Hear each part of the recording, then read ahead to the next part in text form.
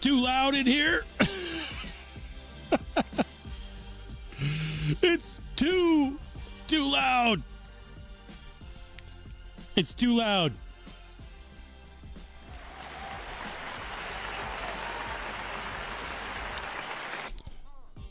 Welcome in, everybody, to Wednesdays Live. Hold on, I forgot to turn on a light.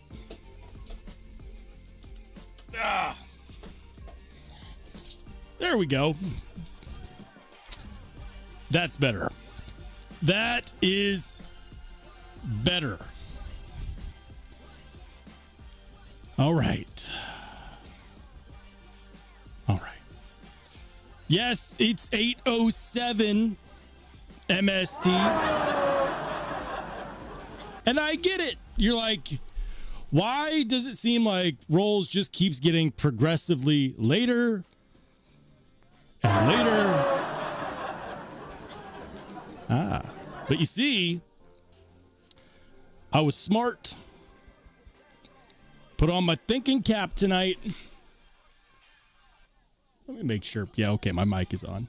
I put on my thinking cap tonight, and I was like, you know what? If I schedule it for 8:10 and I show up before 8:10,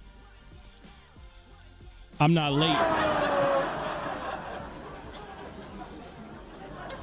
It's Wednesday, baby. And more importantly, I'm excited because it's Wednesday. I'm working on some stuff. I don't know if you saw the waiting screen photo. We've got a little bit of a cut test going on here. We're doing it Cedric and Ada style with the 10 millimeter sisal, whatever rope. Sisal rope is the devil. It is the devil.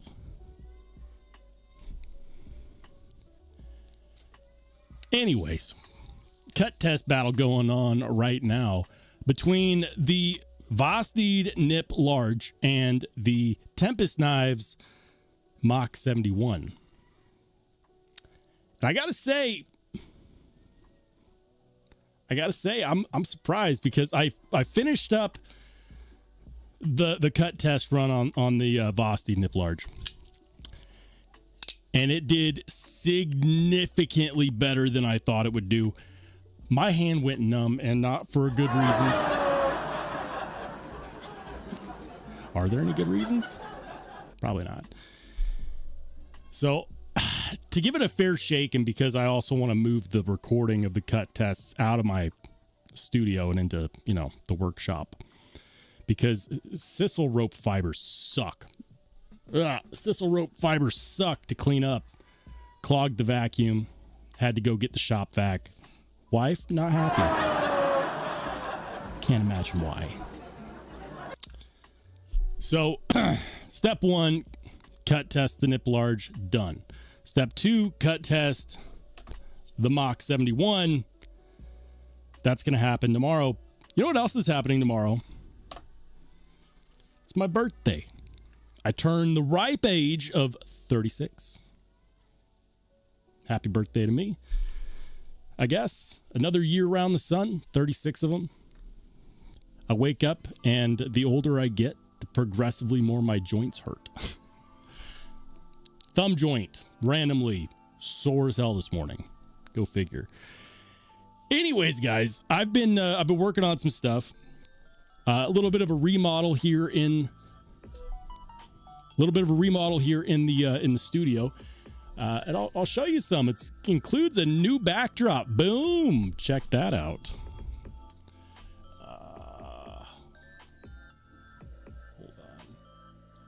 Hold on. New backdrop.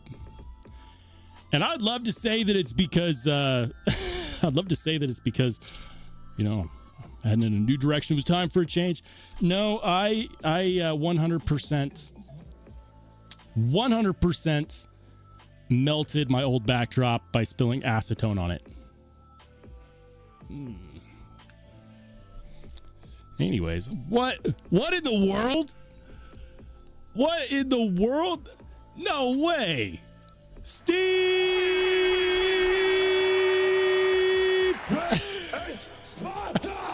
Steve, you crazy bastard. Thank you so much. $100 super. Are you kidding me?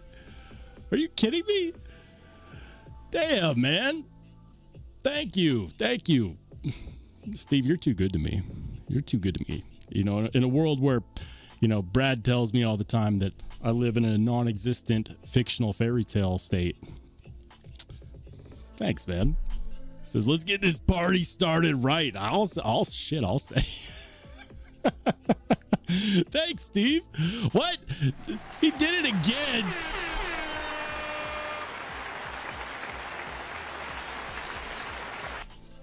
I don't know what to say. Steve, thank you so much, man, for the birthday wish.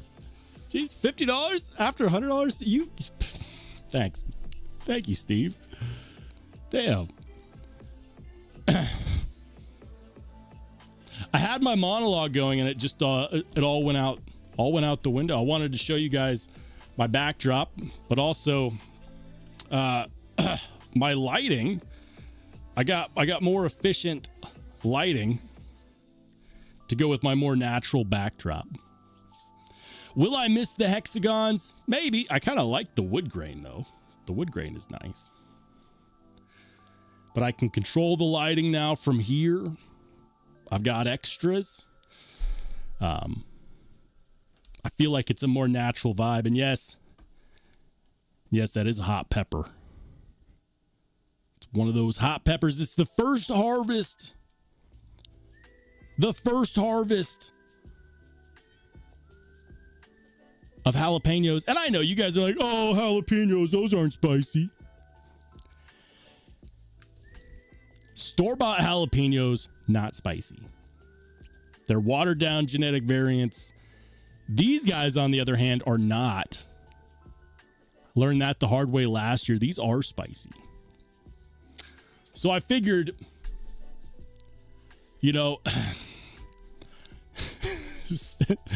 Steve's over here getting the party started right. And I was going to get the party started, you know, eating a spicy pepper. I already did a shot of hot sauce, but cheers, guys. Thank you for supporting the channel. Thank you guys for being here. Thank you for being patient and waiting for me. Cheers.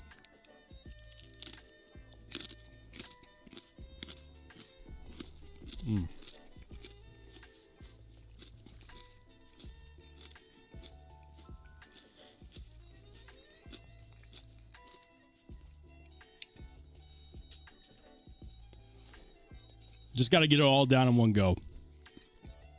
It doesn't have anything on the Da Bomb hot sauce, but the thing about these jalapenos, the ones you grow in your backyard are far more spicy than any ones you'll get from the store. However, it's the lingering burn. It's the lingering burn. They're tasty. If you wait for jalapenos to fully ripen, they go from green to red, and they get a lot sweeter and a lot hotter.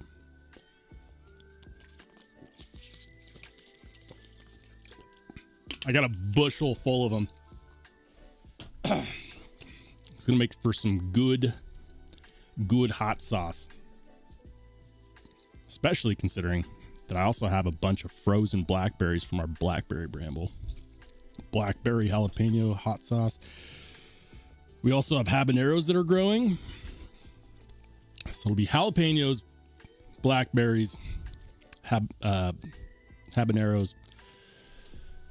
Probably throw in something savory like garlic. We'll see.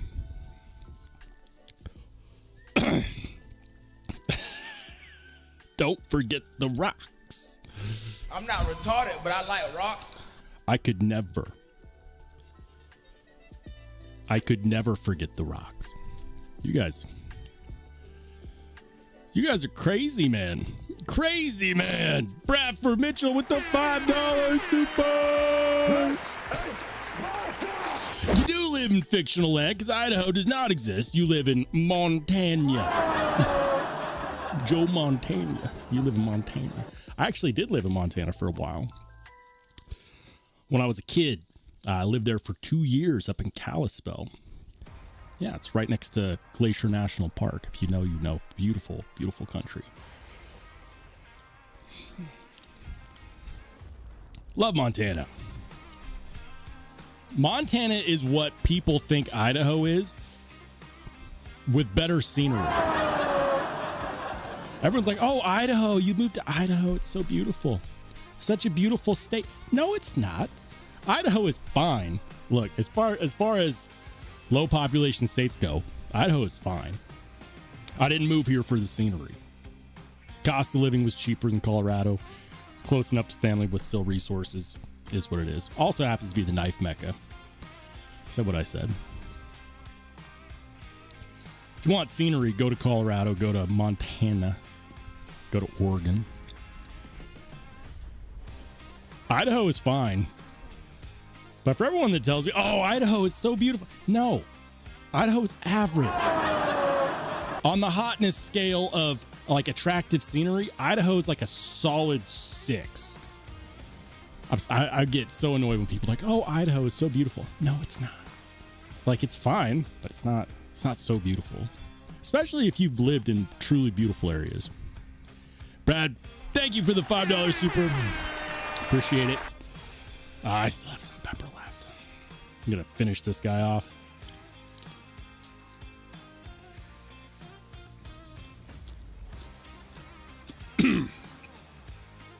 That was the part with all the seeds. The seeds carry the most capsaicin. It's a lingering burn. It's fine.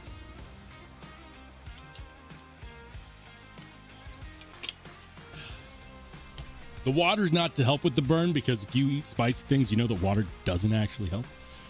It's to wash down the seeds, so I don't get them stuck in my teeth. We're going to get it rocking and rolling, guys. Did you guys see? Vosteed finally got their shipment in. They got their shipment together. They got their shipment together, finally, of the Thunderbird V Vanker lock. Where is it? There it is. Ah, it's already gone. This dropped at 8 p.m. Mountain Standard Time. 8 p.m. Mountain Standard Time. And now, if you didn't read my message before, now you know. Do they have any left? Wait, let me refresh. Okay, no, they're still in stock. Cool. Cool. But yeah, no, they got them. These are the anniversary edition Vancor Lock Thunderbird. This one sold out. It was the blue crystal tie, but it looks like they've got everyone else. This is the one for me. They also have this one. That one looks good. I like that one. They got all of these. The Mars Valley, people were waiting for that. Look at it. Just look at it. Just look at it. I'm so glad that they got their shipment. And just in time, too. Just in time. Steve! This is Sparta! Steve, thank you, man. Jesus, baby needs a new pair of shoes. How did you know? How did you know? I'm so bad at replacing my shoes, too. I usually wear holes in my shoes. It turns out I'll accept a lot of mediocrity out of my shoes before I finally replace them. Steve, thank you so much, man. Thank you. I'm going to get to the comments. I can't ignore them at this point. I just can't. I can't ignore them. Ed B! Ed B! 32 months?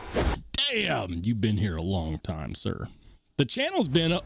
The channel just recently celebrated 4 years. You've been here for 32 months of those, man. That's most of it. Thanks, Ed. Thanks for all the support. Thank you for being a channel mod and a channel member. Normally, guys, like, I watched a few other live streams this last week. I lurked. I didn't make my presence known. I just lurked. And everyone else just gets into the live. They don't go through and say hi to everyone like from the very start. They just jump right in. So we're gonna try that. I'm just gonna scroll up a little. Just scroll up a little bit. What's up, V? Good to see you, man. Says, what's going on here? A little bit of this, little bit of that. You know. What's up, Jim? Good to see you, man. Dirty Dan says, gonna need some hot sauce to wash it down. The ghost pepper sauce is not as hot as this jalapeno was. This jalapeno has a lingering burn, like my lips are still on fire.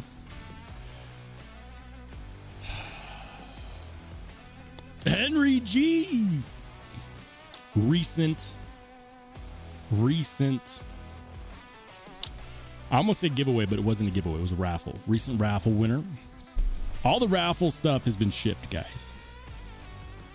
Except for the Vosted porcupine. But I did see that I got an email from the winner with some ideas. So that's in the works. The mods for the Vosted porcupine that was part of the raffles is in the works. That upper lip sweat is dangerous because it contains the burny stuff. So now that I just wiped my upper lip, can't touch my face with this anymore. What's up, Pons? Good to see you, man. Hold on, guys. Hold on.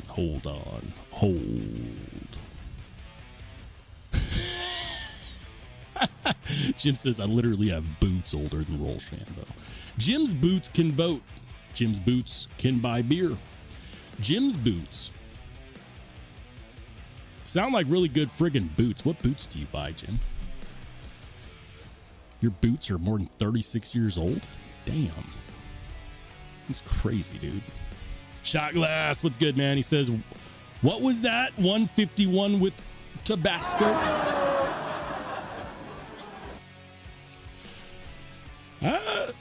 That sounds like a dangerous combination. Jim!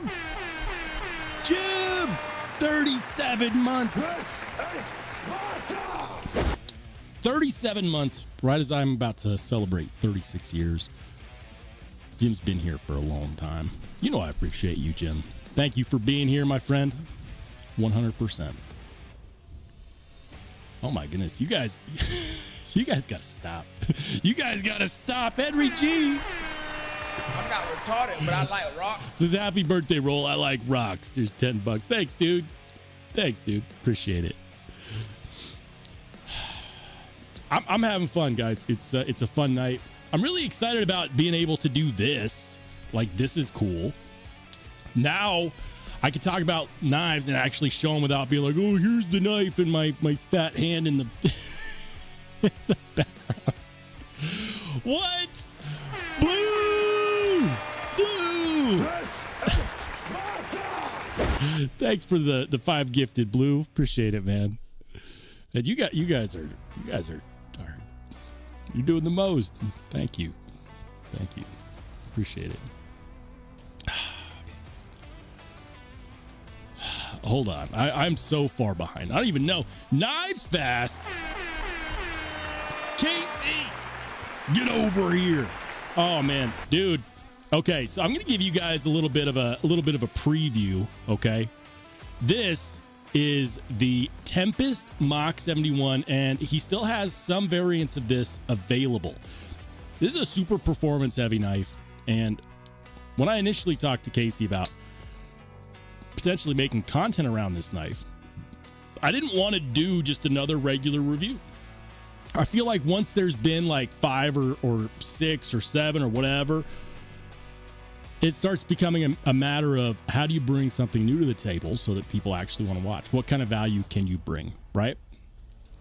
Those are the thoughts in my head whenever I look at a new knife is, can I bring value with just a regular review?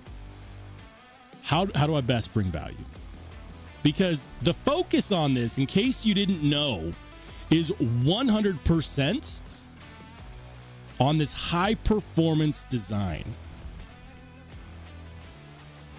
But I can't just say this is one of the most performance heavy knives design wise that I've handled all year long. Maybe ever. Without actually trying to back that up with some context.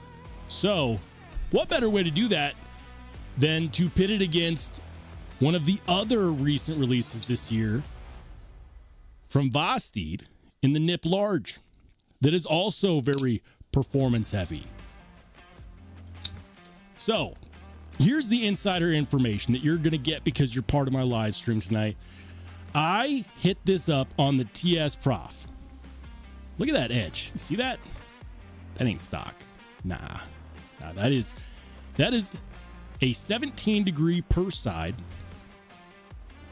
edge from a TS Prof KO3 Hunter, which is like it's like an $850 system. And once you add in their Alpha Stones, it's a $500 Alpha Stone set. I can tell you that this edge is money. Money. Now, this is LMAX. Super slicey hollow grind, right? I also put a super slicey TS Prof edge on this guy. Look, Kubi does a good job on their factory edge, but it's been proven over time. Factory belt edges are never as good as it gets. It's never as good as it gets because belts always run hot. So sometimes you end up with burnt edges. At a minimum, the edge just will never last as long as a hand ground edge, period. So I hit this up on a 17 degree per side edge bevel as well. And look at that. It's freaking gorgeous, man. Oh, so this one's next. I did the Nip Large first because that's the challenger. That's the context. This one's next. What I won't do is tell you guys how many cuts this took before it stopped cutting cleanly. And I had to be very, very conservative on that definition of cleanly because I stopped. It was still cutting when I stopped. And it would still cut me if I put any pressure right here. This is the cut zone area, which I regretted later. This is a bad cut zone area near the tip for sisal rope. But it was starting to tear the paper a little bit. And also, it just wasn't clean anymore. It's like, you know what? We're going to stop it right here because it was also a really high number. And them are the rules. Once it stops cutting paper cleanly, that's the mark. The question is, how far will the Tempest Mach 71 go? Guys, I'm not kidding you. Most performance-oriented knife I'm encountered all year long. Plus, $229 for this S90V, titanium, contoured, lefty-friendly. $12 for a lefty clip. And you could use Knife Fast code on there for 10% off, which means that you're getting this for what? $200? That's ridiculous. That is ridiculous. Hold on. There's stuff going on. You've got to be kidding me. You've got see Kobe with the $5 super. The rules, I have something different in pocket check tonight. Something I modded, but it looks factory fresh. Ooh. I'm going to look forward to seeing that.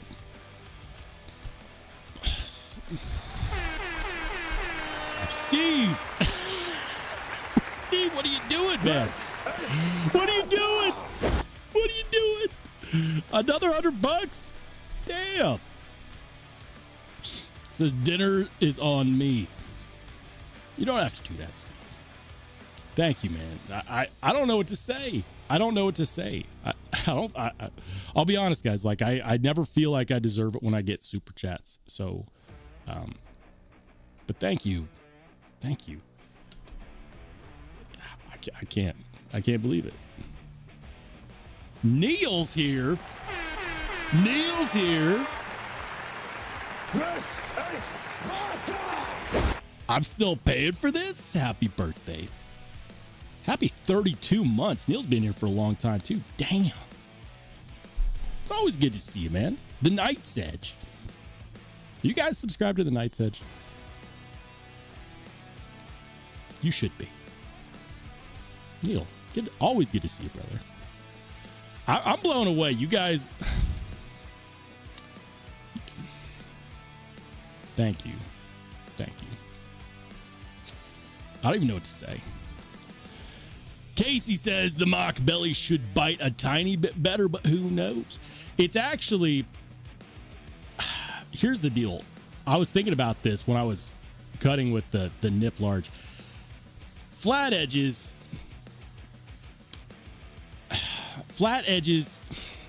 how do I say this? They're really good for cutting towards the tip. That is why I chose the cut zone area. I don't know why I was about to do that. That is why when I did my cut test on this guy, I chose the area near the tip. So I used just this what is this, half an inch towards the tip. That's the only area that I cut with because I didn't want to distribute it out. I'm glad I didn't because I'd still be cutting. But I used it towards the tip because that's usually where you get the most power on a flat edge design like this. There is no belly, so on a belly, your cutting power, geometrically speaking, peaks at the curve. So technically this would be the apex, right, of the belly curve. So this would have, this spot right here is going to have the most cutting power. So when I do my test on it, I'm going to use only this section. I'm not going to use this section up here. That wouldn't give accurate results. I did on this one because this is where you're going to have the most force, especially when you are doing cuts like this, because all of the power is focused right there. So that's why on this one I chose that spot. But on any knife with a belly, most of your cutting power is going to be focused. Oops, cut myself. Right at the apex of the belly. So on this, that's where I'm going to aim for, because that is what's going to, that's where you're going to get the most cutting power right there. After, I'm going to use my pinky. After the belly, the power that was close. The power actually starts to fall off.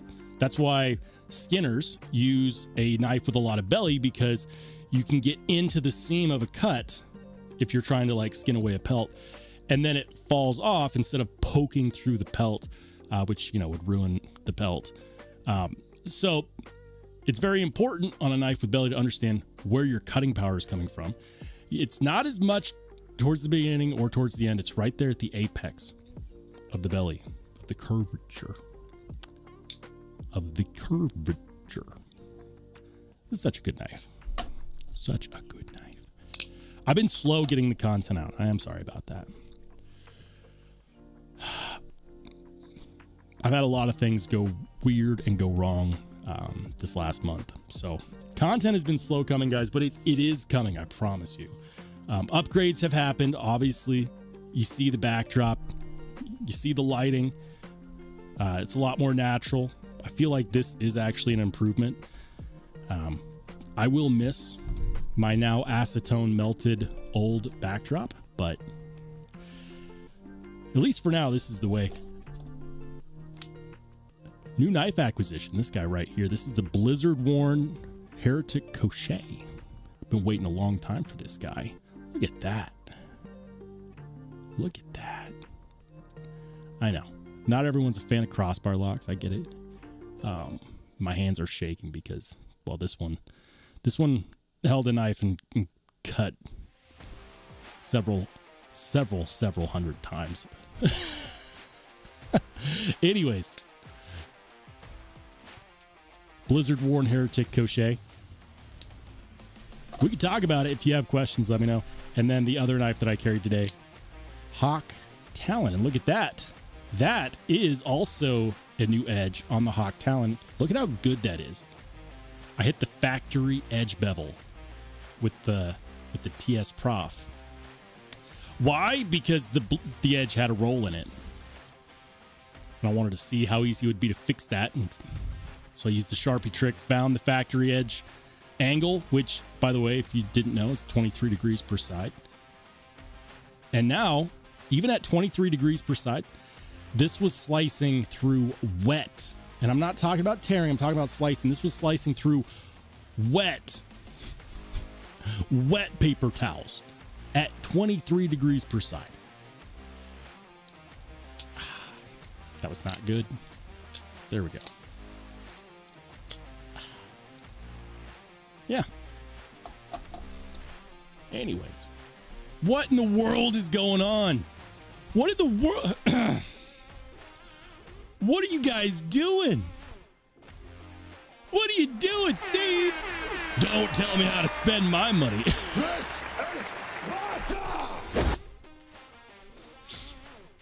I wouldn't dream of it. Steve, thank you, man. Oh, what? Staten Island. Staten Island Edge in the house says happy birthday, my man. Dude, thanks for the $20, dude. You guys are doing too much, but thank you so much.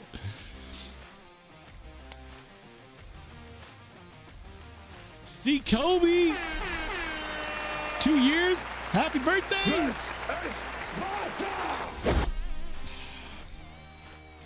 I'm missing so much. Hopefully I haven't missed anybody's anniversaries. Hold on, I'm just gonna scroll up real quick.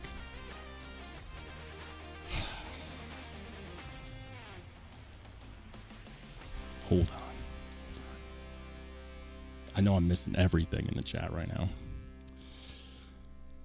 Casey. We'll catch you on the flip side, brother. I'll let you know how it goes.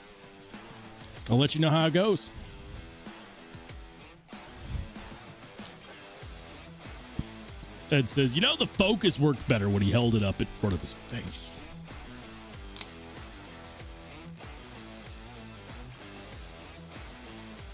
Does it?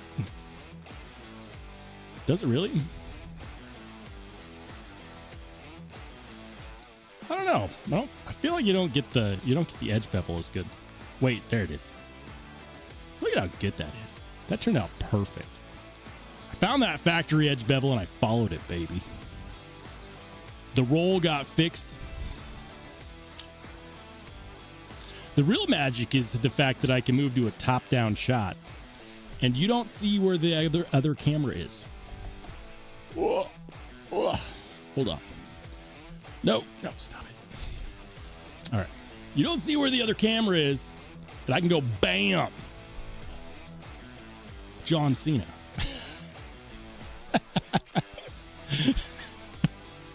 Does it really work better in the top-down shot? I don't think so. Maybe. Let me check this other one. Hold on. I'll fix the focus. That's right. Look at that. I don't know. I feel like this is a crispy shot, dude.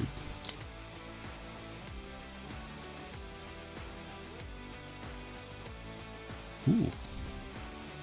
I'm really proud of this edge, if you couldn't tell. Yeah, it's the factory edge angle, but it's so damn sharp now.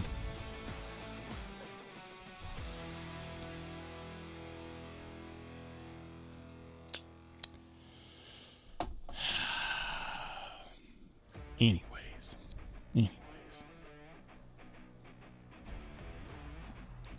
Ryan! 5. Thanks, dude. Well, look whose birthday it is. That's tomorrow. I'm just sweating it out today.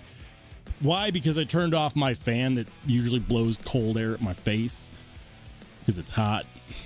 But I hate hearing, like, I'll go back and watch my live streams where I didn't turn the fan off. And I absolutely hate hearing the drone of the fan in the background. It bothers me. You need to stay closer to the table.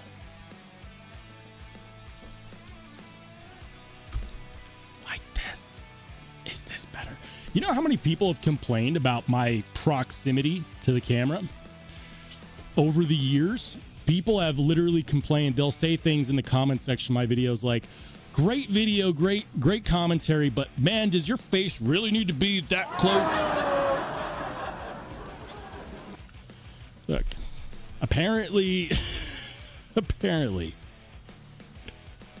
Jim says, invested my knife money in my 42nd anniversary dinner. Good for you, Jim. Good man. You're a good man, Jim. The Pond says, apparently I need to send a box of dull users to roll. Sharpening surfaces. I barely have time to sharpen my own knives. You know how long it's been that this has had a roll in the edge? Since the very first month that I had it. And it's been several months now.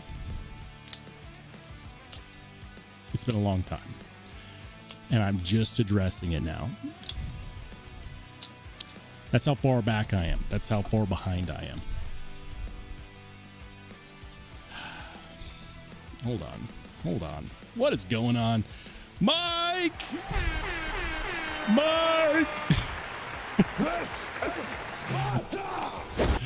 Thanks, man. Thank you for being a channel member for 8 months. Let's go, baby. Let's go. Guys, we need to get into the pocket check. I'm never going to get into it. Hold on. Hold on.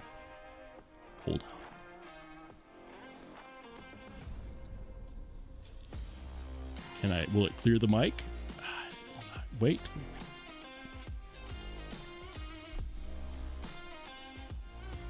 You saw nothing. Just gonna move this stuff back, and then we're gonna go boop, boop. I like the new setup. The new setup works.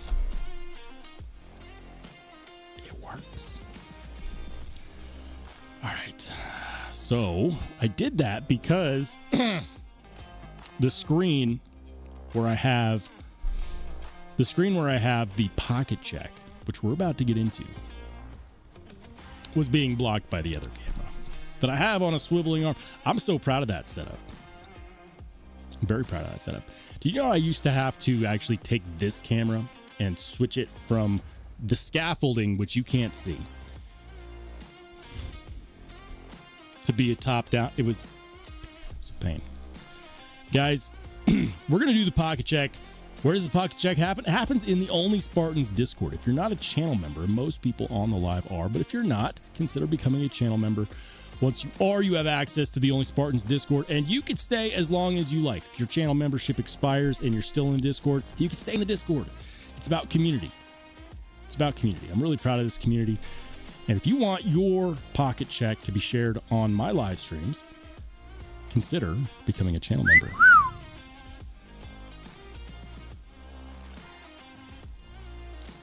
What is going on? What is going on? What is going on? Am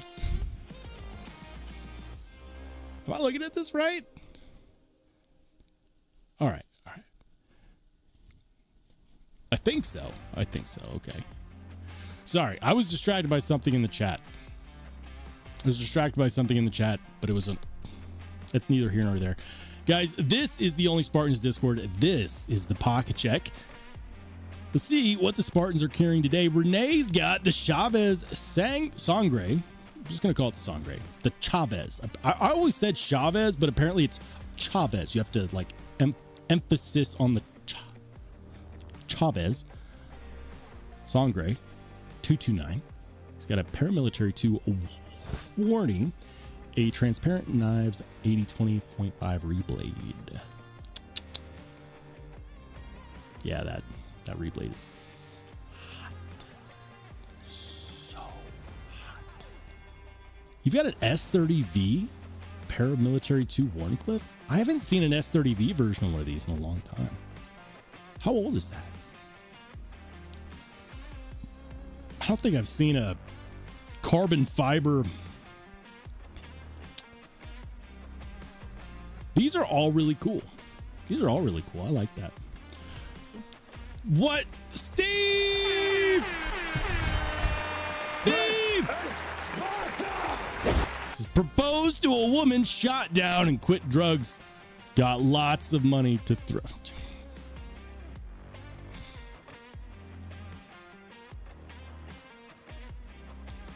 Another $100 super? Steve.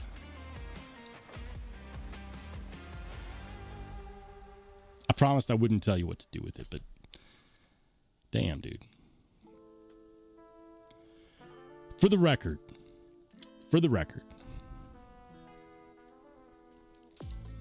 congrats on quitting drugs. Sorry the proposal didn't go through. I saw that in the Discord earlier. I wasn't sure if that was supposed to be humorous or if it was a serious thing and it didn't happen. If it was serious, man, I'm sorry. Like, I know that things like that can be rough. If it was humorous, women have said a lot more hurtful things to men than no.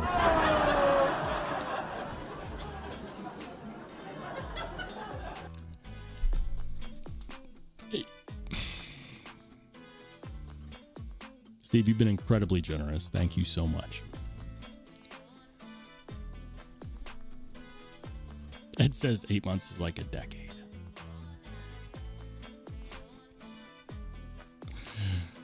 Well, how is like 32 months then? If you leave now, do I have to pay alimony? I'm just kidding. You're not allowed to leave.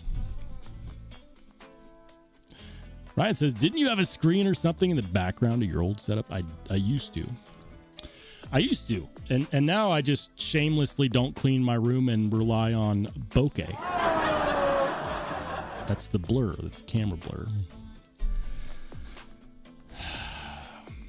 But yeah, man, I used to have a screen up. It was kind of like this Venetian folding screen thing. And then I just got tired of putting that up every time that I recorded. It just felt so unnatural. Like I was trying to hide something. I was like, no, you know what? I'm a parent.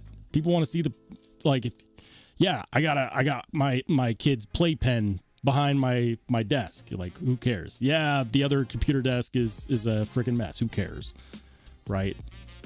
And so I used to have a screen that I recorded in front of. It was just a folding screen.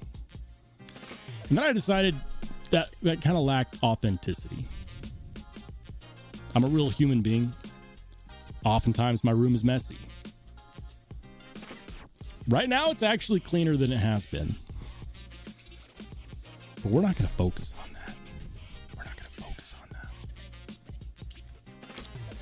Shot Glass says that's a great pocket check.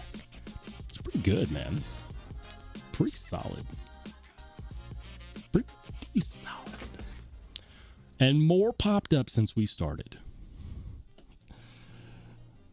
Roman M. What's up, Rome? Good to see you, dude. The Utzler neutralizer and the checkered flag duck. That's a flex, dude. Rome knows that this is the one that I want. Like, I want a neutralizer. To my knowledge, Utzler didn't make a neutralizer with dragon scales, but he should have. The neutralizer is the one that I want. The checkered flag duck is pretty sweet too. I had an opportunity to buy one. I want to say it was this variant, but it was just too much. The pocket checks keep rolling in. TC's carrying the Thunder Beast, the Vosti Thunder Beast, and a concept fixed blade, which I am woe to identify. I have no idea which concept fixed blade that is. Love the Thunder Beast though, dude. That's a good piece. I love the Thunder Beast. All right, what do we got? Victor Blades. Vic, Staten Island. He's got the I know what that is. I know what this is. I know what this is.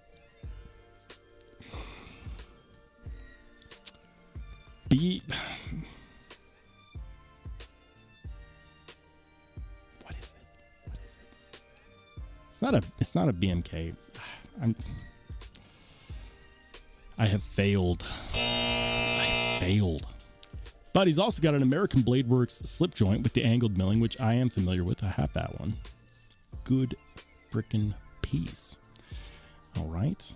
Guys, we're scrolling up. We're only going up from here, baby. Lion's got a Gecko Pictus and a... You keep telling me in every live stream what this is, and I keep forgetting what this is. What is it? What is it? What's up, Wicked Dreams? I don't know if I said hi, dude, but how's it going? D Plowboy in the house says, digging on that Demco. Yes, sir. Yes, sir.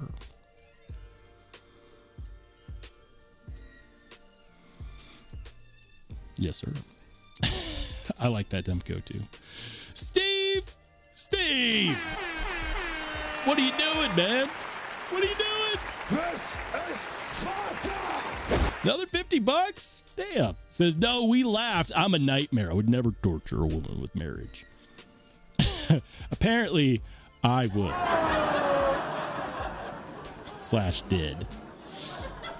I regret nothing. I regret nothing. Steve! Brother, thank you, man. Damn. Ed says, who looks at the screen when he's on with that ASMR voice? Got to close your eyes and enjoy. Oh, and don't forget to tickle his button. That would be the like button. Just to clarify, tickle the like button, guys. If you could Spartan kick that bad boy, I would appreciate that. I really would. I really, really would.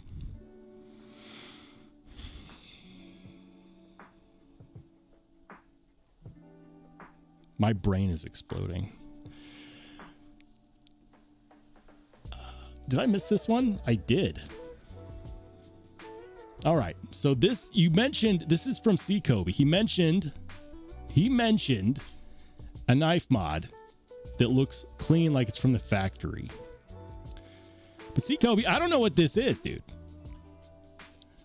How am I supposed to spot the knife mod if I don't know what it is? I see a Miguron logo. Is that a black mirror? Did you do a blade shop on a black mirror? That does look factory. I don't know which Miguron this is. I only know it's a Miguron because of the logo. And why do freeze frames always make my face look awful? They always make my face look awful. I don't do good freeze frames. It's because my face is always in a perpetual state of awful. And when you freeze it in one spot for too long, you just see that.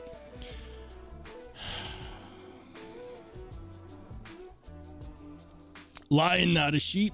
Already did his. Wicked Dreams got. This is. What is this? I don't know what this is, man. Beats me. Looks cool, though. That's a good shot.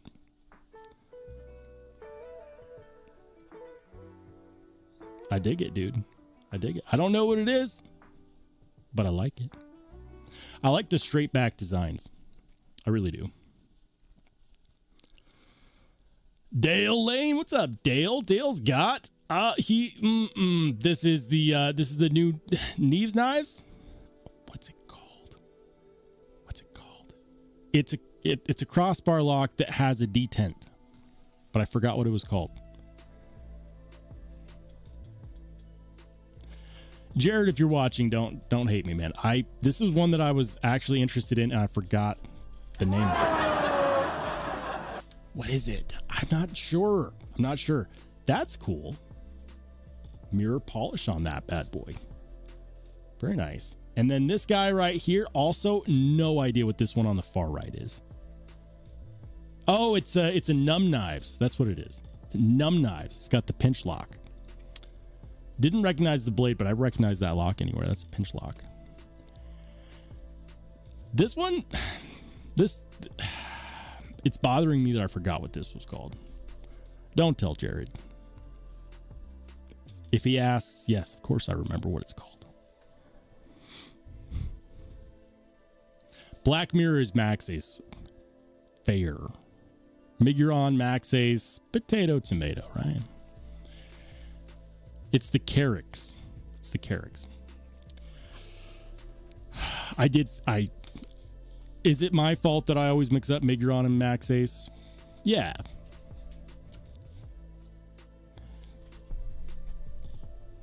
They both start with the letter M.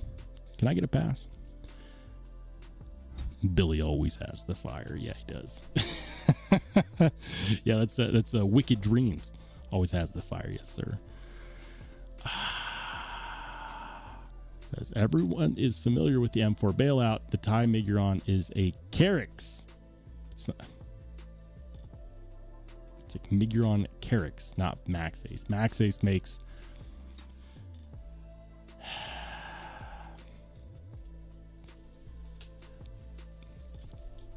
I should probably just drink more water. Hydration is the answer.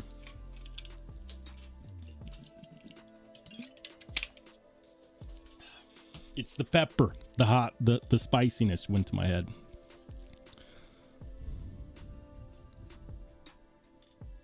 The bang. The bang. I'm a big fan of basketball. So anytime I see the words like bang in capital letters with the exclamation marks, I always think of the old time basketball announcers. They'd be like, and he goes up for the 3-pointer at the buzzer, bang! If you watch basketball, you know what I'm talking about. Over the top basketball announcing. I'll stop. Anyways, everyone is familiar with the M4 bailout. The Thai Miguron is a Carrix with enlarged finger joil. Enlarged finger joil. And the blade was Frankensteined to the Carrix 2 frame lock, modded to allow better thumb access. It looks solid, dude. It looks solid. I think you did a phenomenal job. Well done. Roman Craig's got the Sparrow Stout.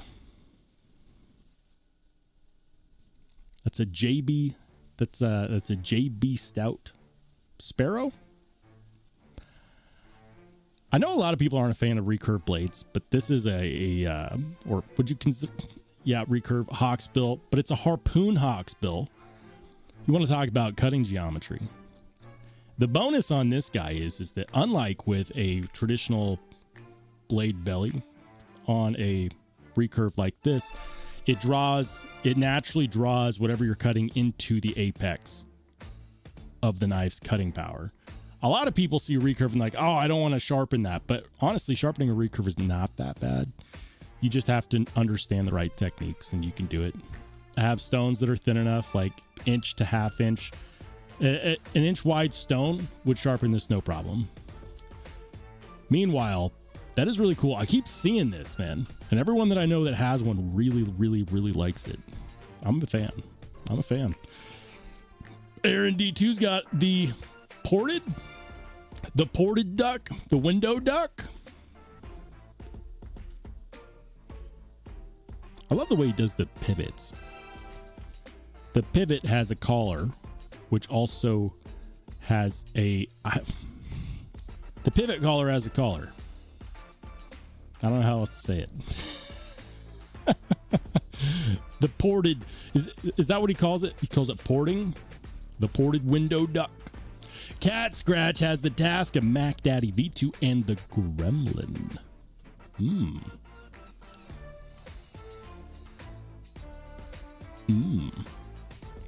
I like that. Zirconium pivot collar. That's nice. I like that a lot. And this is the Gremlin right here, right? Because that's the Mac Daddy, and then that's the Gremlin. I kind of want to get a Tasca Tools knife. What's up, Cat Scratch? Louie's got the anniversary edition Thunderbird V and the Civivi Brova. Is that a top liner lock? I think so. That's a really attractive blade shape on the Civivi. Hey, look, that's the one that I got.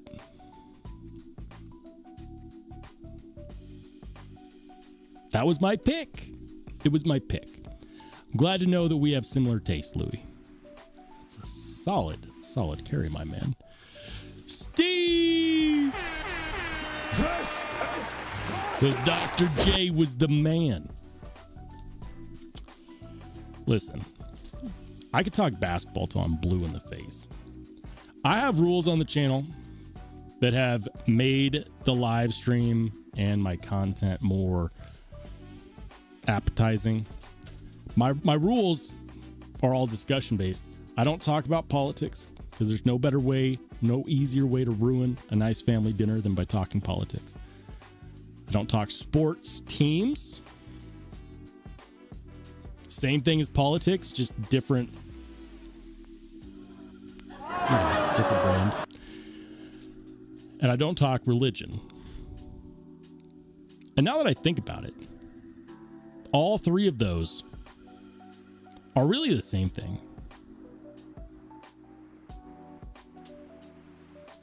Dr. J was the man.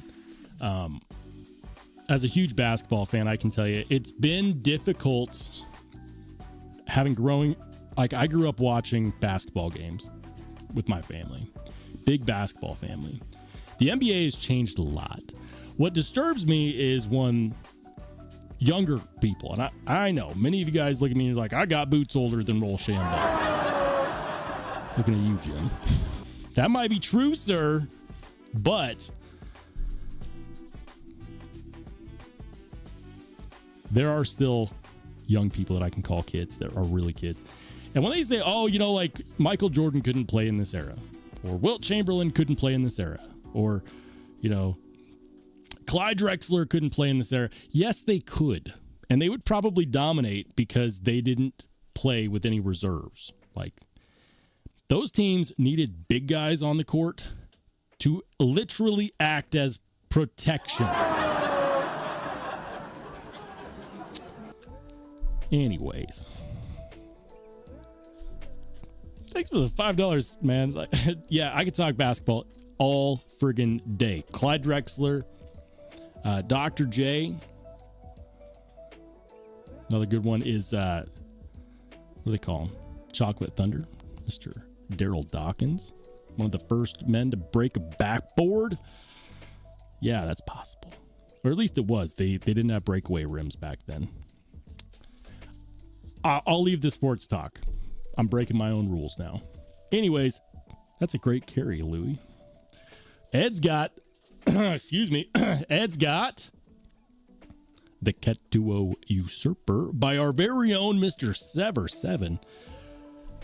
You guys know I love dragon scales. Look at that.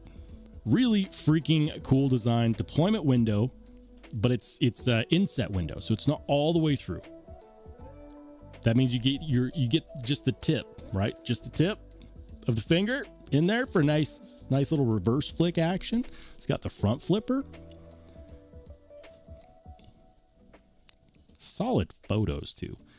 Ed is the master at finding the best lighting for his photos. And he loves to remind me that you don't need good cameras to take good photos. You can take amazing photos with your phone. You just have to understand the rules of lighting and aperture, so on and so forth. And this is a good example of that. He's on the Underwood typewriter. Or is that a cash register? No, it's a typewriter. It's a typewriter. It's like that's either an old school typewriter or a cash register. But that is 100% a typewriter.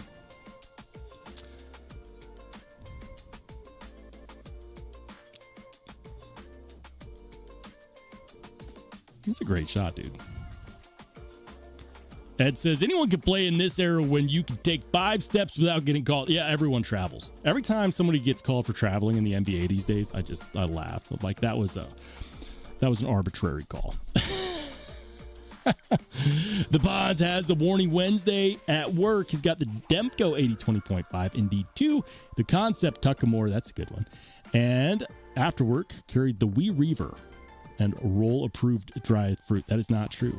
That is not true. You've ruined a perfectly good knife shot, sir, with those filthy raisins. I hate raisins. Raisins are just grapes, but more disappointing. I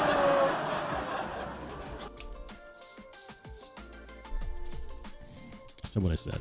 Shot Glass said a lot of deaths would be avoided with the I don't know why I'm having a hard time pronouncing this. Abolition of politics and religion, but that's not me to say. I'm okay. I'm saying it. Sports, religion, politics. Unless that's what your channel focuses on, it's kind of taboo to talk about those things in content creation because you automatically draw lines. And while it can attract some people to you, could also turn off audience members that might otherwise really enjoy your content. And that's why I don't really take strong stances publicly on those three topics, is because, and yet at the end of the day, like, I'm talking a little bit of basketball here and there, right? I'm human. I have my hobbies outside of knives and content creation. But it's just not the focus. Not as fast as Bill Lambier, 10 seconds max. Yeah, we're going old school, like super old school. My dad was a fan of Bill Lambier.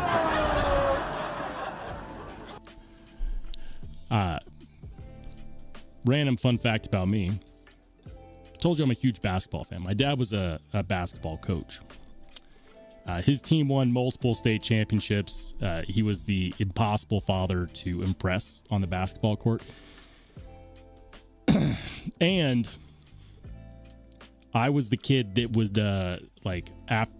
I would watch Pistol Pete Maravich training videos. After school, I'd meet my dad on the basketball court, practice basketball during the off season. That man was impossible to impress on the basketball court. But I recognize those names, and if you're into old school basketball, Pistol Pete Maravich, my favorite from that era. I'll say nothing less. Anyways, what do we got here, man? Aside from the raisins, we're gonna get away from those raisins. Concept Tuckamore is a good one. Really like the Concept Tuckamore. This is one of those that they released, what is it now, 2.5 years ago? It's a Sparrow knife design, right? Didn't Sparrow design the Tuckamore?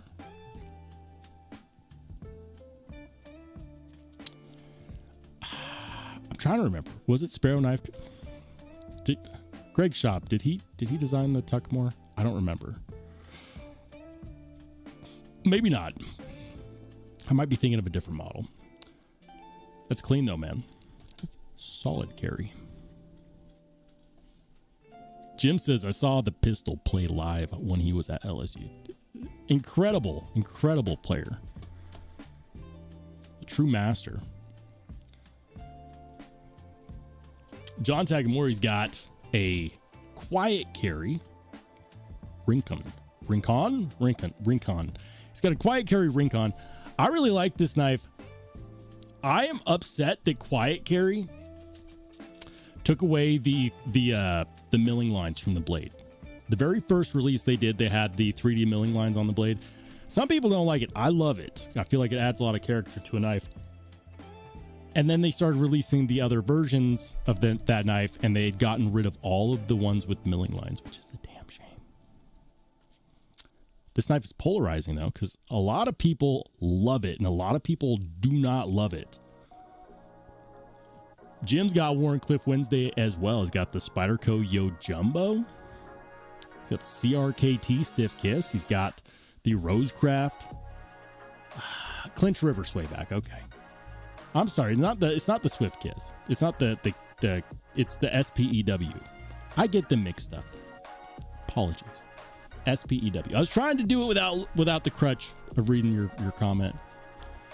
It's a Yo Jimbo, not a Yo Jumbo, and it's a SPEW, not a KISS. I need assistance. Tommy T's got new knife day. Congrats on the new knife day. He's got a benchmade.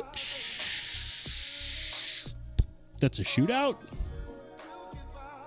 It's a shootout, right? Is it? Maybe it's not. If it's a shootout, they did a new blade shape. What? Steve's got the everyday carry for work. It's got a Lil Native. And that one, is that? It is 15V. Spyderco Lil Native. Nice, man. Nick T's got a Sparrow Strix, production Strix, and this one is the Halt by Addicted to Knives, ATK. ATK Halt, right? Yeah. Yeah. But I remember that one. I don't remember anything else, apparently, but I remember that knife. Let's go. Dazed as the bug out carry. The bug out carry. I see what you did there.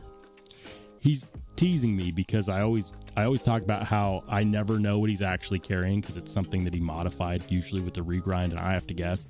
But in this case, I know that that's a porcupine, sir. I know because it says so right there. That's how I know. Did you make that pocket clip?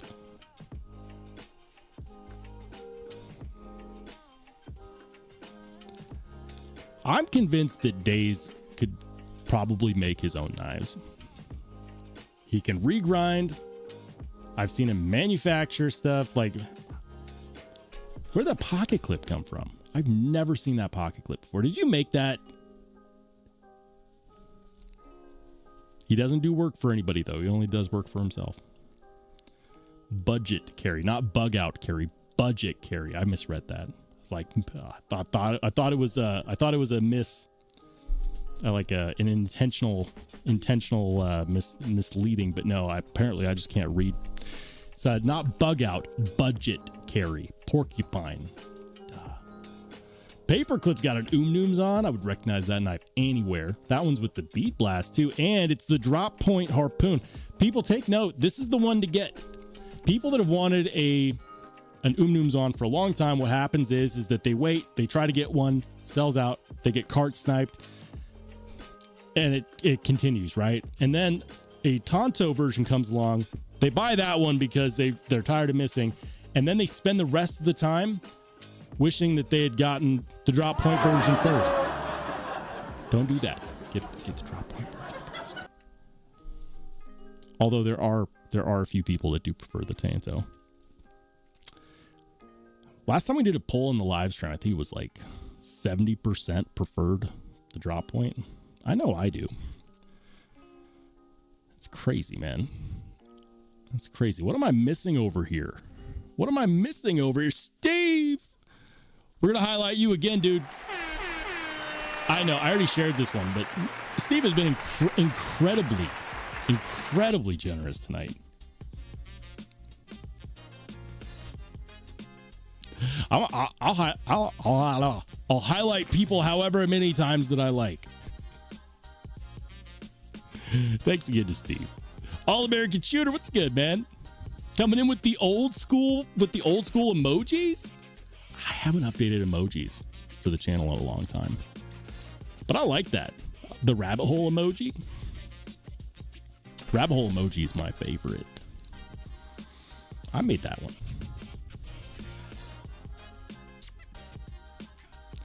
It says some TSA agent is enjoying that.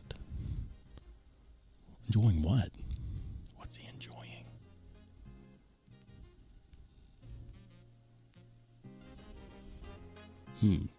Because he has minimal brain cells and didn't walk it back to his car. What are we talking about? Oh, that's what we're talking about. Dang. Quiet carry. Cole had to leave his quiet carry at the DSA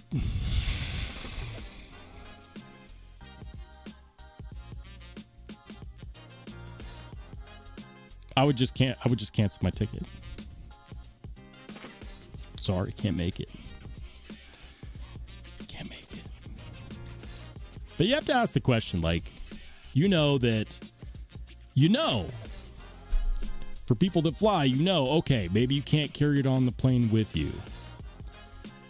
But could you buy a bag? Would it be cheaper to buy a bag and pay for luggage than to replace the knife?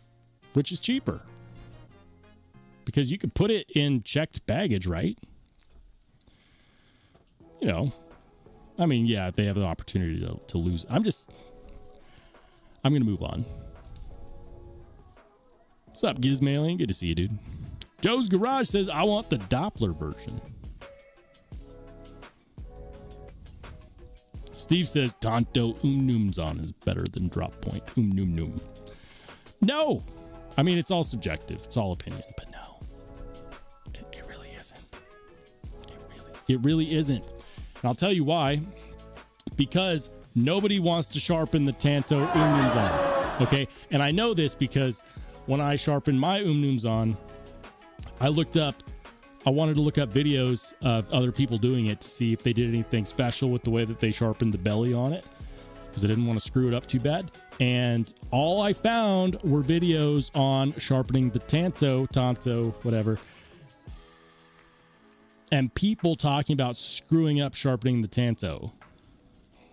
So this is what gets me. Okay? This is what gets me. Every time I have the discussion with anybody about which is the better version to get, Chris Reeve knives are the perfect grail to carry. You cannot convince me otherwise. It's one of the things that makes them so damn popular is that you can carry it. You can beat the crap out of it. But what happens if you scratch it and you end up having to sell it later? It doesn't matter. Chris Reeve will warranty anything. You could send it in for a spa day, pay for shipping, and they'll send it back looking like a brand new freaking knife. So there is no risk. There is no risk. You just carry the crap out of it. Well, what if I break the blade? It's not going to happen. But even if you did, it's a $150 blade replacement. Essentially, you can make your Umnumzon brand new whenever you want. Now, will they sharpen it for you? Yes, they will sharpen it for you. But that lead time is more of a pain in the rear when you're waiting for something that you could do at home, like sharpening. Right? So it blows my mind when I tell people the Drop Point is a better version. And they're like, no, the Tanto, because it's more hardcore. It's more robust. It's going to take more of a beating with the Tanto tip. But it's not true, because nobody's going to use it, because nobody wants to freaking sharpen it. So in essence, it's not, in fact, better. Moving on. A little mini rant for you guys. Sometimes I just can't help myself. I know, I'm incorrigible. Craig's got the FM1. I keep hearing about this from Knife Dope. Knife Dope keeps telling me that I need to get an FM1. He's got a 5 Max. Colts to 5 Max. He's got the Swift 3. He's got an Nkosi. Look at that, Nkosi. You got a paramilitary too. Very nice. What a solid carry. He's got a Tucson that I will never be able to identify, and then of course a Tylite. And yes, he really does carry all of those knives. Rebel Rouser's carrying the Usurper, always a good choice. The O-Clip Pro and the 50 Ways Hank, as well as a Predator pry bar. Some tattoo therapy. Look at that. We like that. I like it, dude. It's a solid carry.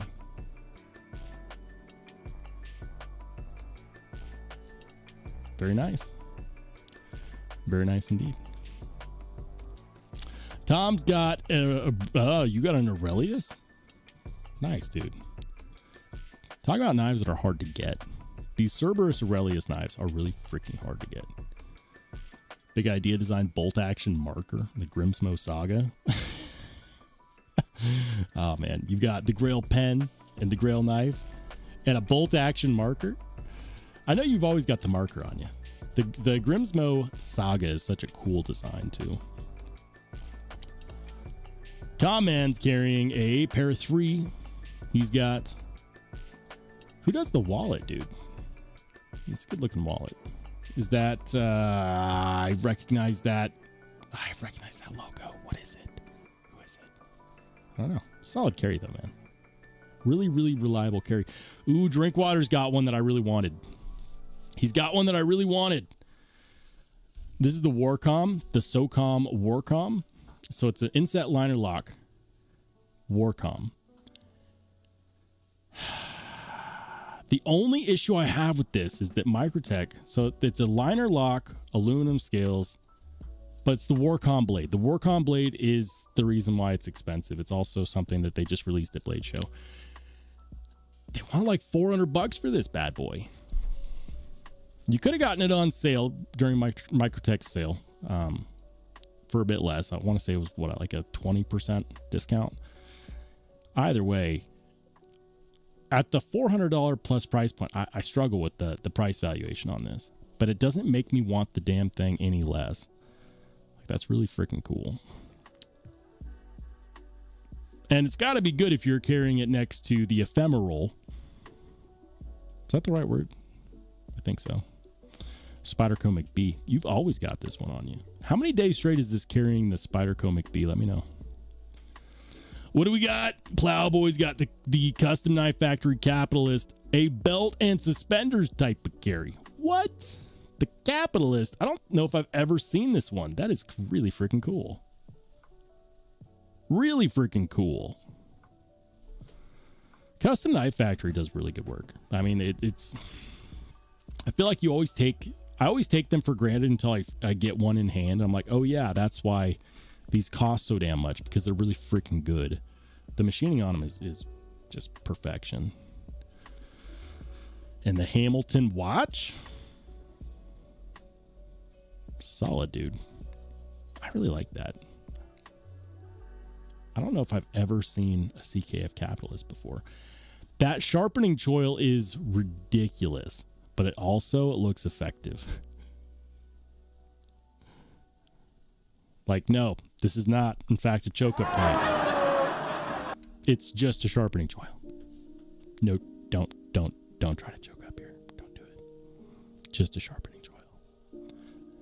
Let there be no mistake. Stonewall's carrying a QSP Penguin. It's a solid knife, dude. Testing underway. Cat's out of the bag. I figured I handled these knives so much today, it counts. Technically, what I carried today was 2 knives, for those who missed my earlier monologue. 2 knives that I carried earlier today. Blizzard Worn Heretic Crochet. These are out, guys, and I'm here to tell you that these are 100% worth it. The forward-facing camera isn't doing it justice because the lighting isn't set up for showing off knives. But these aluminum scales are pure money. Normally when I handle a knife with aluminum scales, there's always the afterthought of, I wonder how it feels with titanium scales. I don't wonder because these are very, very well finished. Love this one. The other knife that I carried today, the recently sharpened. The lighting's not set up. Wait for it. There it is. The recently factory sharpened. Can I get it? Show? There it is. Hawk Talon.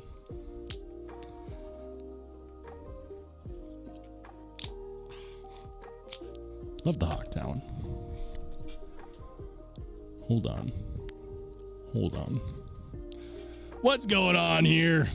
Steve with another $5. This is Sparta! Thanks, Steve. He says, how much to file a patent? That's a good question.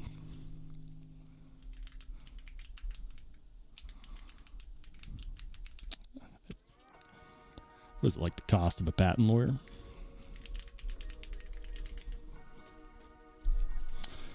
According to the World Wide Web, the total cost to file a patent ranges from $2,000 for a basic design patent to over $10,000 to $35,000 for a complex utility patent. I mean, if you're going to do it, it better be worth it, right? Right? While you can technically draft and file an application yourself to pay only the baseline U.S. patent trademark fees, doing so without a lawyer, yep, that's the expensive part. Why are the lawyers always the expensive part? There's a reason for that.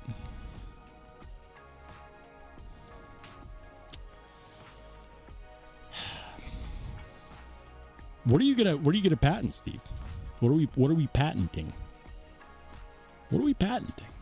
What do you got cooking?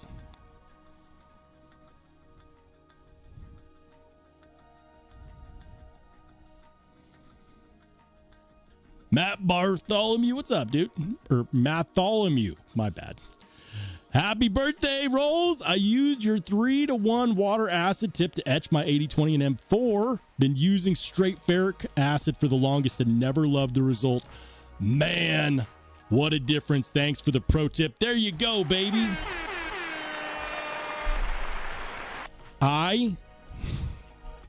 Listen, dude, I get obsessive. When I get something stuck in my head and I have to figure it out, I will wear the topic out until I figure it out. And so, for example, on the acid etching, it was bothering me that ProTech could get a certain darkness on their acid etch, but I couldn't. And I know it's a big company. It's a knife company, right? They've been doing it a hell of a lot longer than I have. But if they can do it, technically anybody can do it. So I deep dove into the topic of knife finishes over the span of a month. I learned how to do hand satin. I learned how to do stone wash, regular stone wash, acid wash. I learned how to do a acid hand satin, which is crazy, but also a lot of fun. And part of that was figuring out the different acid etches. How long do you leave it in? Should you scrub? Should you not scrub? I'm here to tell you that there's so many differences in technique and the result of the finish that you really just have to acid etch a lot to get an understanding for what's going to happen. It blew my mind when I found out that you get a darker etch when you weaken the acid etch solution. Because the first several times that I did it, I only did the acid etch with pure ferric chloride. And I was like, man, what is this? What is this gray BS? And I started looking up. People were like, oh, apple cider vinegar, blah, blah, blah. And I started reading into, I found some knife maker threads on some forums online. And I started reading those. And these guys are like these are topics that are 5, 6, 7 years old, 10 years old, internet years, we're talking like ages ago. And there was one where they were laughing at the fact that the do-it-yourselfers, like essentially me, always got it wrong on acid etch because we always assume that darker means a stronger acid, but that's not true. It might mean a faster etch, but it doesn't mean a darker etch finish. And that if you want a darker etch, you have to dilute your ferric chloride solution. Blew my mind. Glad I worked for you, man. Glad I could help somebody. Dirty Dan says, are you making knives soon, Roll? I am not a knife maker yet. I'm learning the tricks of the trade. I feel like this is how it goes. You're a knife enthusiast, right? You have to get interested. And then you start learning how to do things. You're like, oh, now I'm a knife modder. And then you learn how to do enough things where you actually just start doing all of it. I don't have a CNC, but with the way that technology is going, it might actually be cheaper to buy a desktop CNC. And just do it yourself. Is a desktop CNC big enough to do a knife blade? Not a big one. But it would be a start. Start there. Make something cool. Maybe make parts, right? One of the parts that I would make would be a ram lock replacement. I do have a ram lock replacement for this guy right here. And all that would do is create very similar. So like can't use this texture. Microtech has patented or copyright or trademarked their texture focus on the button. So can't copy that, but add a tab back here so that you could spine actuate it. And then I could probably just sell that part for a bunch and maybe risk getting sued by Microtech. Who knows? Maybe not. There's got to be a reason why nobody's done that. But there is a company that actually, they basically copied the ram lock and they include that. It's a whole brand. If you know, you know. But for example, I'd make parts like that, sell them, build up, and then buy a real like full-size CNC machine, and then it would be on, baby. But that's what you do. It's stepping stones. Stepping stones. You start somewhere, you get comfortable, you learn the tricks of the trade. And then by the time you are making your own knives, you know how to do things like knife finishes. You know how to do things like lock bar tuning. You know how to do a lot of things that make a difference. Some people do it the other way around. You know, if they get the equipment or maybe they start as a machinist and then they learn how to do the other things that are less intensive, knowledge intensive, like, you know, blade finishes. I would love to make knives. I'm not sure if my garage can handle more equipment. Tumbler, mini grinder. Yes, I have a mini belt grinder. So useful, by the way. So useful. So I've got a tumbler, a mini belt grinder, and a polisher.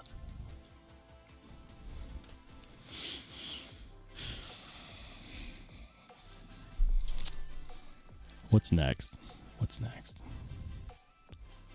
He's aiming higher. A Magnus Sparta blade steel. I'm pretty sure Laren just tolerates me at this point. I don't think he'd collaborate with me. He just tolerates me. He's like, oh, great. The guy that dumbs down all of the great information I give everybody.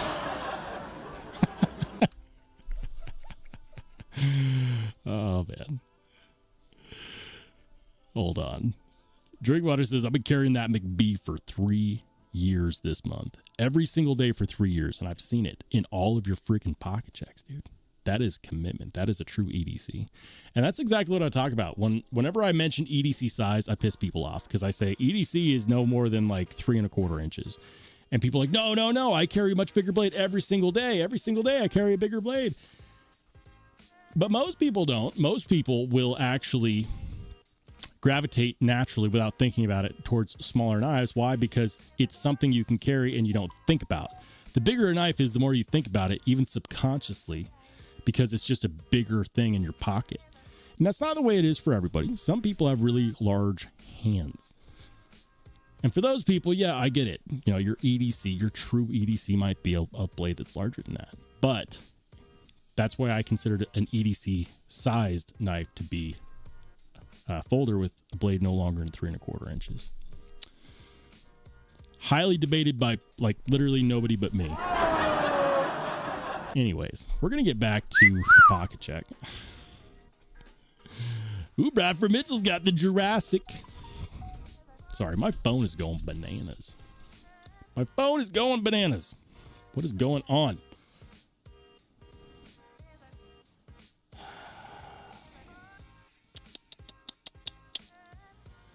All right, just trying to make sure I'm not missing like an emergency or anything. We're good. I just forgot to put my phone on Do Not Disturb. Fix that. It's fixed. I love the Jurassic. Many people consider it to be a less attractive Hinderer knife. I disagree. I think the Jurassic, is a beautiful knife. I love mine. That one's hot too. Good looking knife. Hold on. Steve's got the Calliope. Thank you for mentioning that. I was never going to get that name. That is a... Is that petrified? That's not a petrified fish, is it? The Calliope. I don't think I've ever seen this knife before. Who makes the Calliope knife? Don't mind me. I'm going to look this up.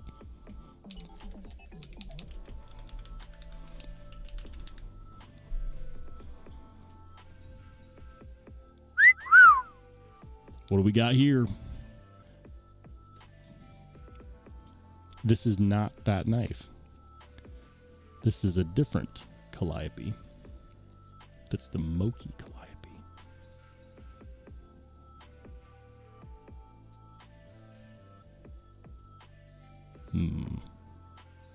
Yeah. I give up. Who makes that? I really like the laser engraving on there. A lot of times people forget that you can get color out of laser engravers. I'd love to get a MOPA fiber laser engraver, or CO2 engraver, because you could do some really crazy engravings, like high relief depth engravings. Instead of doing milling on a handle scale, high relief laser engravings. And you could do colors like color work, whatever you want, all in one. That's pretty cool, man. Vavelski's got Gecko Pictus, and that is going to be a quiet carry. I know this one. This is the only one they've done with a hollow grind. This is the only quiet carry with the hollow grind. It's not the Anchor. It's the it's a more recent release from them. Why am I struggling?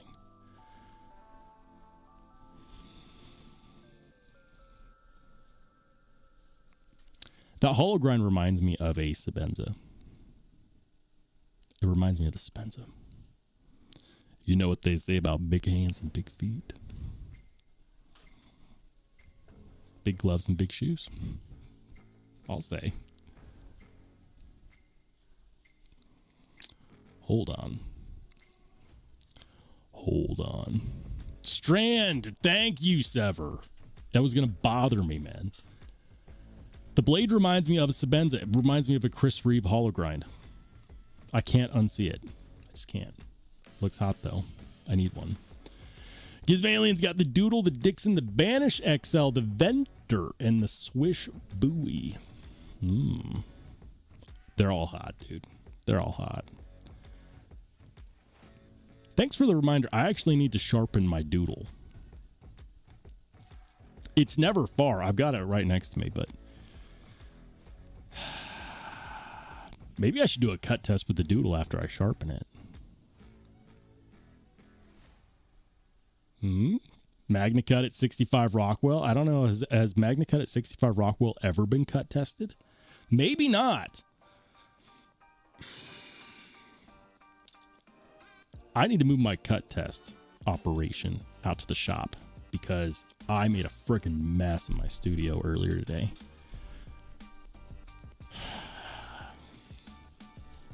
Very cool, sir. Pond says, hold on. Guys, that's it. We made it to the end of the pocket check, baby. Let's go. I call it, it has no name. I call it Calliope. Okay. I tried to look it up. I thought that was like a model or a brand. I was like, why can I only find this other knife that doesn't look anything like this? Calliope is a really cool name. Isn't that Greek or Roman? Calliope? I feel like that's from mythology somewhere. The Waypoint, Rincon, and Strand have hollow grinds from Quiet Carry. The Waypoint. The Rincon has a hollow grind as well? Because I thought when I looked at the Strand Large originally, it was mentioned in the description that it was their first hollow grind. I'm going to verify this. I don't know why it keeps whistling. Apparently it's a sound effect that I forgot to turn off.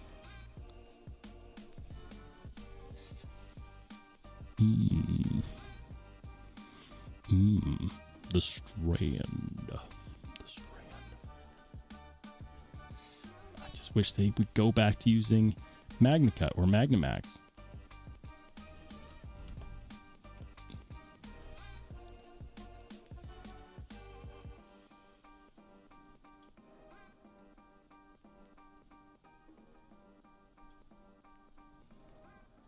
hollow grind.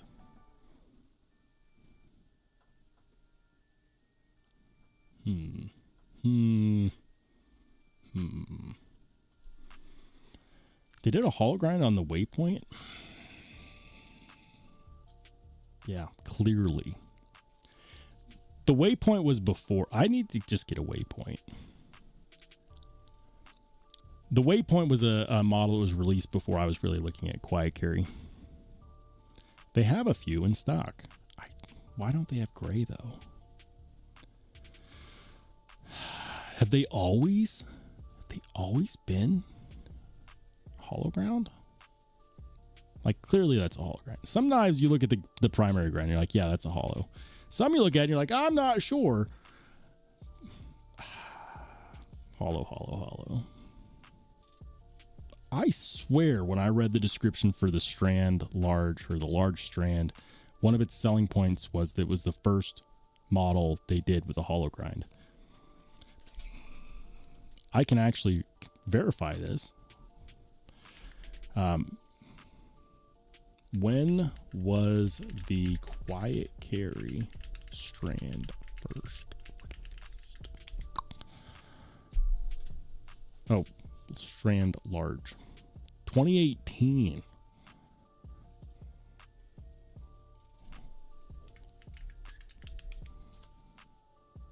I don't know why I'm stubborn. I have to look this stuff up. Okay, 2023.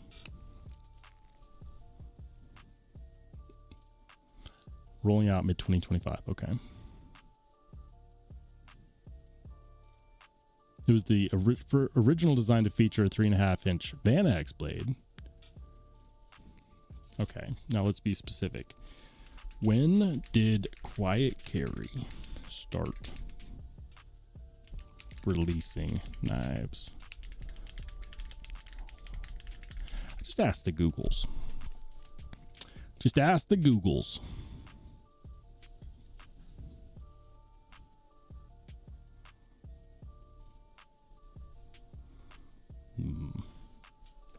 There's something else you can do too.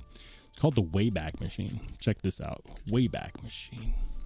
What the Wayback Machine does is it allows you to look at old versions of websites.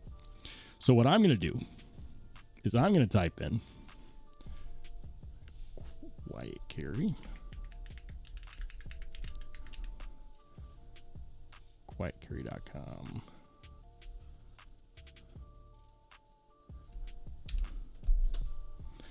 And look at this. In the Wayback Machine, you can go back and you can look at old versions of the internet as they were, like snapshots in time. So we're going to go 2025. We're going to say, what do they say? It said mid 2025. So we're going to do March 28th. There's a snapshot. The internet's always watching. It's kind of creepy, isn't it? So you pop it in there, and then it, boom, there it is. Wait.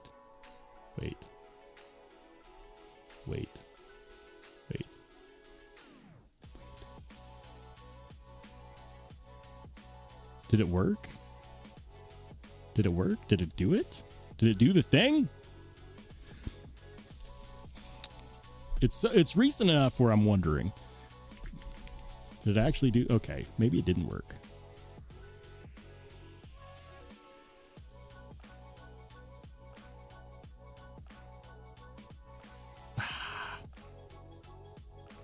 It's blocking it. That's too bad. Or wait. Or did it did. That's kind of cool though, the reform. Come on, Wayback Machine. Don't do this to me.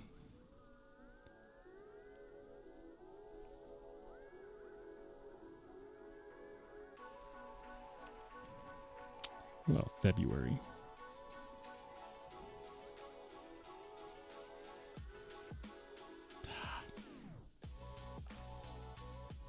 Thought I was going to show you guys something cool, but it doesn't want to work today. Go figure. It does work for some sites. I've done it to look up knife history for like Hinderer knives, so on and so forth. Maybe I just have pop-up blockers enabled. I don't know. Dirty Dan says big hands and big feet means Viagra in old age.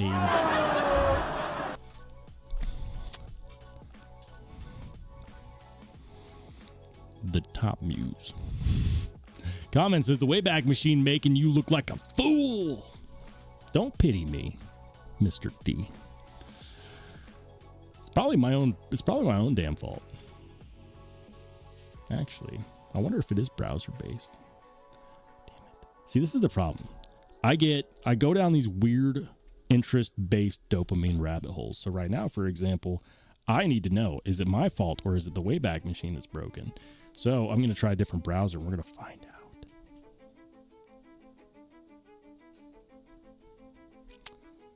Microsoft Edge, that's the one. Wayback Machine. I'm going to try it on a different browser.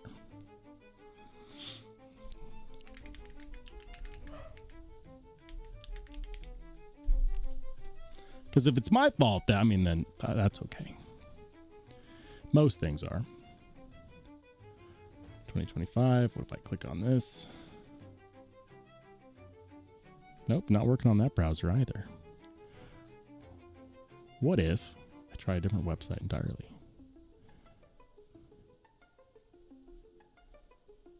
Is the Wayback Machine just broken?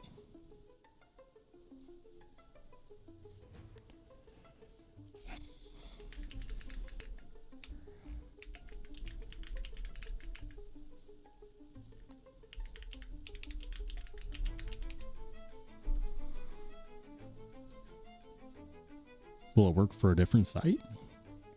Because I used to use this all the time. Yeah, it's working for other sites. It used to work for Quiet Gary. I don't know how, but I think they may have blocked it.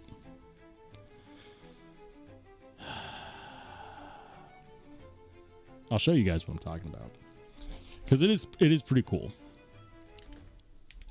It is pretty cool. So the Wayback Machine.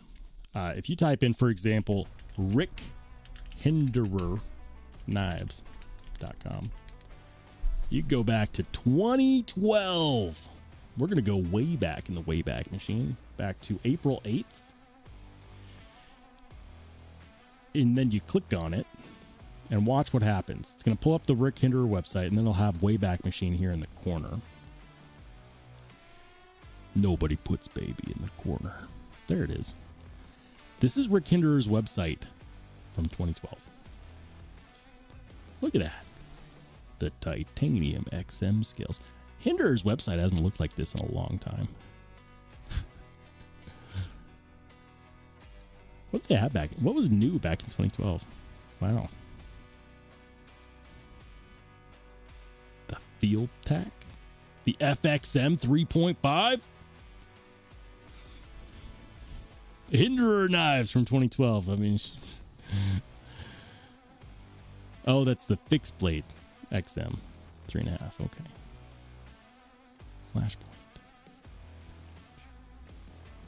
How come there's no folders? Why doesn't he have any folders on? Oh, wait, they're right here. Duh. I have no idea how to navigate his 2012 website. Apparently. Look at that. Precision CNC manufactured.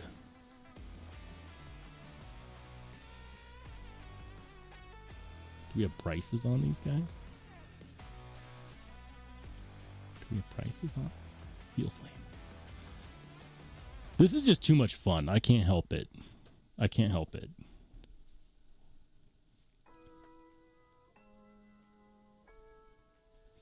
Could I try to buy something from 2012? Is there a rip in the space-time continuum? Nope. Down for upgrades, yeah. It's about 14 years of upgrades. So what if Rolls got malware from his purry porn sites? Stop it. Stop it. Dirty Dan says, Demko's video today with Bob Terzola was awesome. I didn't watch it, but I know what I'm going to do after the live.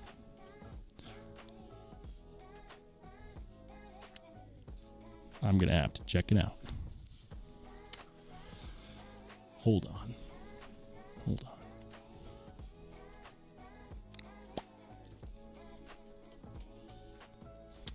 The Wayback Machine is just way too much fun. I get lost in there all the time. Rob, what's up, Rob? This is Sparta! Good to see you, man. Coming in towards the end of the live. I know. Guys, I'm actually going to call it a night. I'm tired. My brain has stopped working. I've been blown away by everyone's generosity tonight. Thank you guys so much for your support, for watching the channel, for sticking with the channel, even though my upload schedule is officially so backed up. But upgrades, as you can see, now I can switch between 2 cameras, overhead, front facing, so I no longer have to do the whole switcherooski thing. I got a really cool new backdrop for the over the head shots. I got new lighting that's going to really help with that, help with setup time. Started doing cut test recording today. That's the hard part of the video that I'm making for the Mach 71. So for those who came in late or maybe missed one of the earlier monologues, there's going to be an episode, a showdown, if you will, between the Mach 71 and the Vosti Nip Large. 2 of my buddies going head to head. AC and Lefty. Who's going to come out on top? We'll find out. I know a lot of people are going to say, oh, it's knives fast. You know, the Mach 71, the thinner cutting edge S90V versus LMAX. It's not always the case. This is why I believe the Nip Large might have a shot. Especially after the cut test that I did with it earlier today. I need to do the one for this guy. But S90V is not as tough as LMAX. And that 10 millimeter sisal rope is ridiculously fibrous. It's all going to come down to whether or not the S90V on here can withstand the sisal rope over an elongated time. And I will say this. I did my best to mimic the Cedric and Ada, the Pete from Cedric and Ada cut test.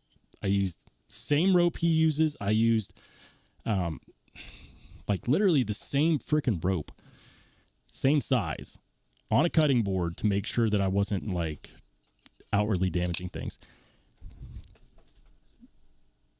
This LMAX performed way better than it has in any of his videos. And he's never tested a Nip Large. I don't know if he's ever tested a knife that's as slicey as the Nip Large. I might have to reach out to him about that and be like, hey, can I send this to you down in Australia, wherever he's at?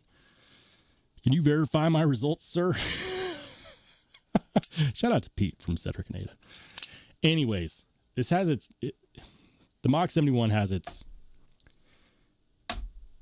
work cut out for it. And I got it all on tape for this. Like, I've already went through the cut test challenge, 10 millimeter sisal rope. I put a fresh 17 degree edge on this on the TS Prof. Cut until it would no longer reliably or cleanly cut paper. And I got to say, I believe that this cut test would actually demolish any LMAX blade that's been tested on the Cedric and Ada channel. Would Pete have stopped sooner? Maybe. But this is still, like, I stopped and this is still sharp enough to cut me if I put too much pressure right there. So I was conservative. We'll see, guys. We will see. I'm going to head out. Tomorrow's my birthday. You guys were incredibly generous. Thank you so much for all your support. Truly mean it from the bottom of my heart. You guys are awesome. Do look for new content from me soon. Really good content, or at least I think it's good. We'll see. We'll see how it turns out.